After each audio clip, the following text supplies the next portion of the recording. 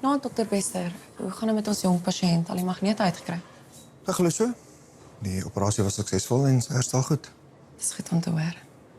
Kan ons dalk gou praat vir 'n oomblik? Oor vroeër. Ek het regtig nie bedoel om dokter te embarrass nie. Ek het vir 'n oomblik nie gedink nie, dit het net uitgeglip. Solank dit nie weer gebeur nie. Dit sal nie. En dis ook maar net omdat dokter so oulik is met kinders. Molly is baie gelukkig. Okay, daaroor hoef jy ook nie kommentaar te lewer nie. Jammer, dokter. Maar goed. Dan beskryf die saak as afhandel. Dis baie bly, dankie. Hier by die hospitaal, ek wil niks doen om dinge tussen ons twee awkward te maak nie. Wat se dinge tussen ons twee? Ek bedoel, as daar iets meer tussen ons twee ontwikkel in die toekoms. Ek weet nie wat in jou kop aangaan nie, Suster Vlok.